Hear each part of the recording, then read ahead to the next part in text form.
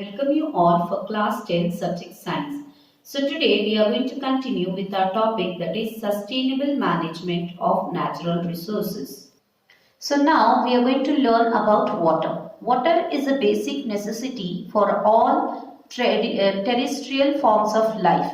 Yes or no? We have already learned this in the standard 9, the importance of water as a resource, and the water cycle, how human intervention pollutes water bodies.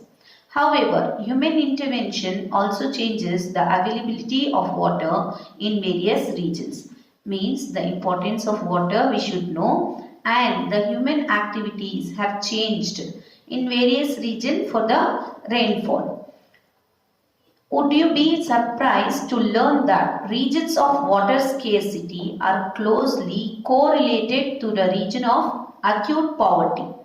Which region has the less rainfall, that place is in poverty. Okay, they will not get much money economically.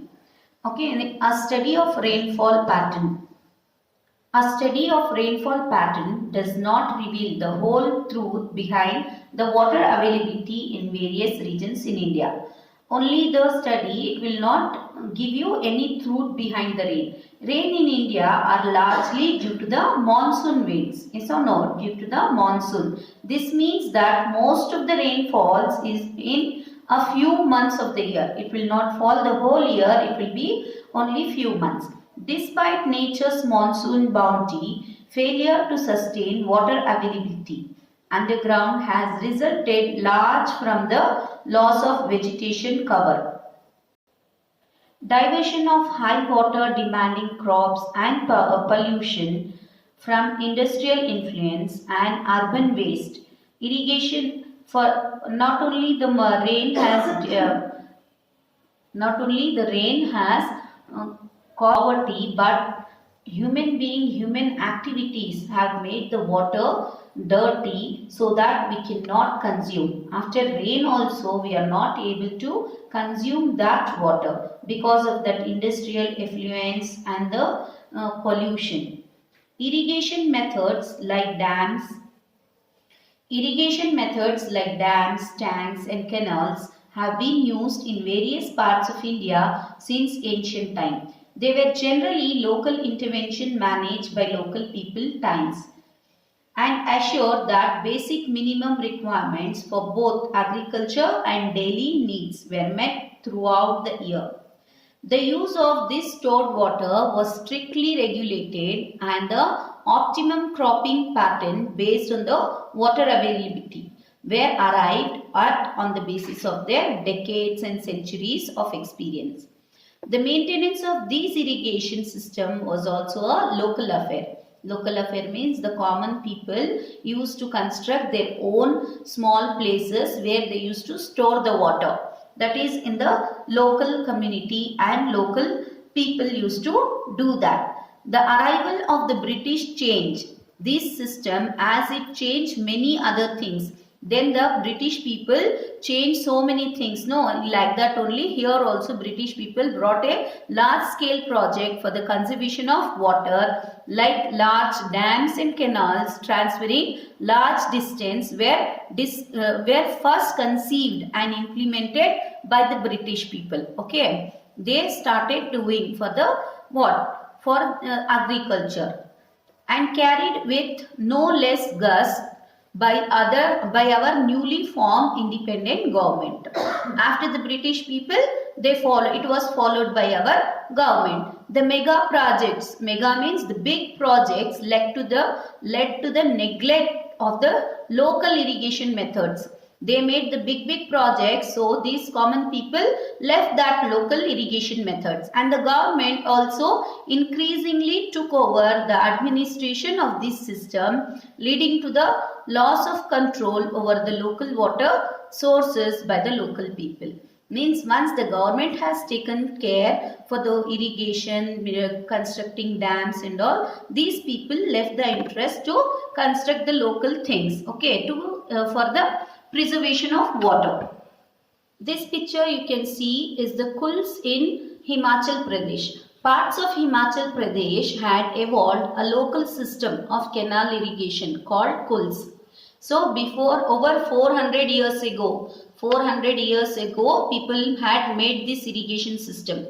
The water flowing in the streams were diverted into man-made channels. Means wherever you can see here, they have from the streams, they used to make the canal so that it should go into their fields for irrigation. You can see this part, this part, this part. From here they have taken the diversion. People used to make so that the water should come to their fields. The water flowing in the streams was diverted into man-made channels which took this water to numerous villages down the hillside. The management of water flowing in these schools was by common agreement among the villages. Who used to take care? They among themselves, there will be one person who will take care all. Interestingly, during the planting season, water was first used by village farthest away from the source of the kul. So first they used to give the people who were far off that place. Then by villages progressively higher up. These schools were managed by 2 or 3 people who were paid by the villagers. So villager used to give some money. All the villagers used to collect some money and they appoint 2 to 3 people to care of the schools. These schools, in addition to irrigation, water from these schools are also percolated into the soil and fed springs at various points.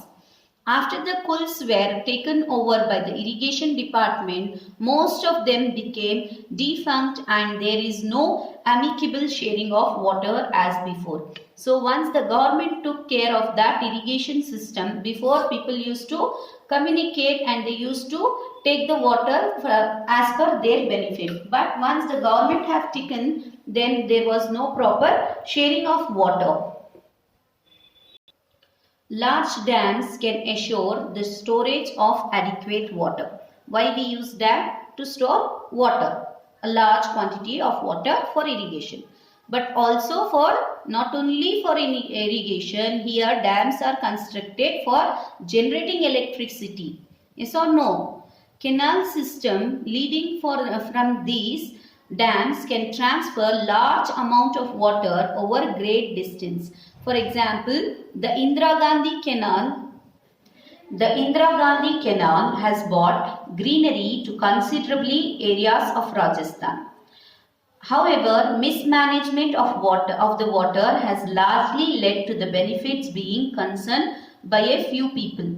Government constructed such a big canal, but it is not benefited for all the people. Okay, it is benefited only for a group of people who are having extra money, who will pay only for them. It is beneficial. For poor people, it is not beneficial. There is no equitable distribution of water. Thus, people close to the source grow water intensively crops like sugarcane and rice, while people farther downstream do not get any water. The vows of these people who have been promised benefits which never arrived are added to the discontentment among the people who have been displaced by the building of dam and its canal network. So now there are few dams which were constructed. We mentioned the reason of opposition, the construction of large dams, such as Tehri Dam on the river Ganga. You must have read about the protest by the Narmada Bachao Andolan, Save the Narmada movement, about raising the height of the Sardar Sarovara Dam on the river Narmada.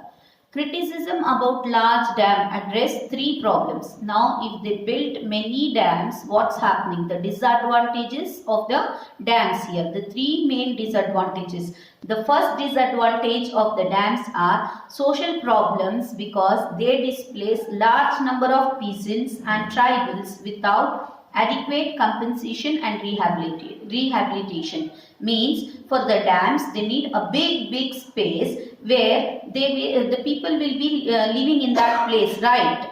So the tribal people or the people who are near to that area, for them it is very, they want the land, means they will clear. For those people, they will not have their homes, they will leave their homes, have to go, and there will be no compensation. Once they take out the land, they will not rehabilitate them. They will not give any place for them to stay. Okay, that is the first social problem occurs when more dams are constructed. The second is economic problems because they swallow up huge amount of public money without generation of proportionate benefits. They will take much money from the government and they will not provide how much they have to be benefited. So the people who are in between, they will eat off the money in the name of dams. That is the second problem. The third problem is, as you know, that is environmental problem because they contribute enormous deforestation and loss of biological diversity. Okay. Once they want the big space for the dams, they will start cutting the trees which are near to that, which harms the environment. These are the three disadvantages of the dams. The people who have been displaced by various development projects are largely poor tribals who do not get any benefits from these projects and are alienated from their lands and forests without adequate compensation. The outseas of the Thawa Dam built in 1970s are still fighting for the benefits they were promised. Just they said, we will give you this place, you just vacate the place which we have to construct the dam. Till now they have not given any place for them to stay.